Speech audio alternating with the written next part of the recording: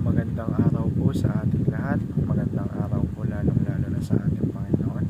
Ako nga po pala si John Robby Medina at ngayong araw po ay samahan ninyo akong pag-aralan at unawain ang mga salita ng ating Panginoon. Ngayong araw po, December 29, 2024, araw ng linggo. Ang pamagat po ng ating devotion na ating gagawin ay The Word of God Became Flesh. At ang paksa po natin ay magmumula sa John chapter 1 verse 14. Sinasabi rito, "The Word became flesh and made His dwelling among us. We have seen His glory, the glory of the one and only Son, who came from the Father, full of grace and truth." O sa Tagalog naman po, naging tao ang salita at nanirahan sa piling namin. Nakita namin ang kaluwalhatiang tunay na Kanya bilang kaisa-isang anak ng Ama. Siya ay puspos ng kagandahang loob at ng katotohanan. At mapunta naman po tayo sa ating katuruan ngayong araw. Unang-una, Jesus is the Word who became flesh. Sa ikalawa, Jesus is the love who became an act. At ikauli, Jesus is the sinless who became sin.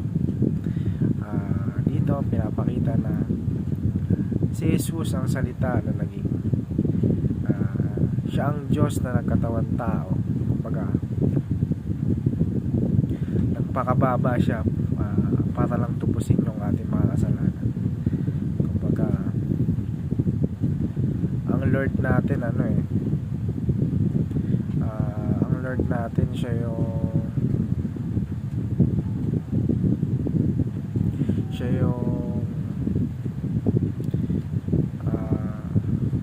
kumbaga napakatuwid ng ating Panginoon.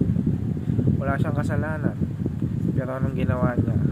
Nag-anyong tao siya, nagkatawan tao siya, para tayong maligtas, or para ipamuhay niya kung ano yung mga bagay na dapat natin gawin. Kumbaga, naging example siya para si Jesus yung si Jesus yung true example kung paano mamuhay dito sa mundo, kung paano maging banal dito sa mundo. Kumbaga, sabi nga sa katuruan natin, Jesus is the love who became an act. Sa sobrang pagmamahal ng Diyos Ama, binigay niya yung kaisa-isa niyang anak na siyang tutubos sa lahat ng kasalanan ng sangkatauhan, at kung sino man ang mananampalataya sa Kanya magkakaroon ng buhay na walang hanggan.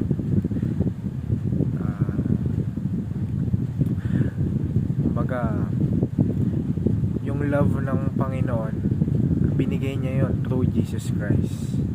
Kaya nararapat lamang na siya'y ating sambahin at papurihan sa lahat ng oras at pagkakataon.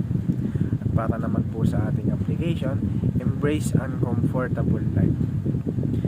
Minsan kapag hindi na tayo komportable sa buhay natin, nawawalan na tayo ng pag-asa, nade-demotivate na tayo, sumusuko na lang tayo.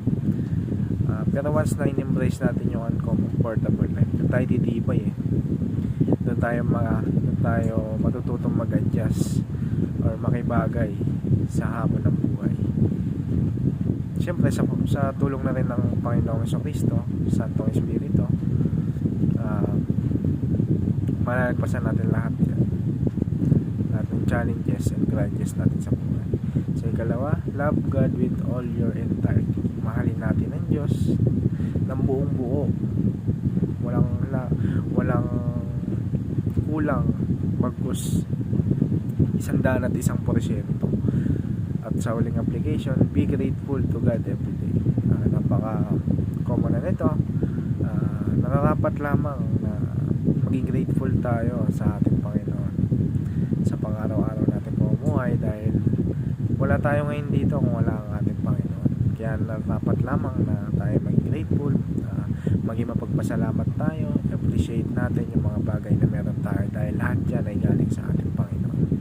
At para tapusin ang ating devotion, tapusin natin ito sa isang maikling panalangin. Lord Jesus, thank you for being the Word made flesh, the love made action, and the sinless one who became sin for us. Help me embrace the uncomfortable life you call me to, trusting that you are with me every step of the way. Teach me to love you with all my heart, soul, mind, and strength, holding nothing back. I pray that you fill my heart with gratitude for your grace and mercy, and help me give thanks every day for all you've done. May my life reflect your love, and may I always be grateful for your sacrifice. Amen. Yun lamang po para sa araw na ito. Naway may natutunan po tayo mga salita ng ating Panginoon, at may apply po natin ito sa ating pang-araw nating pamumuhay. God bless po sa ating lahat. Muli, maraming salamat po.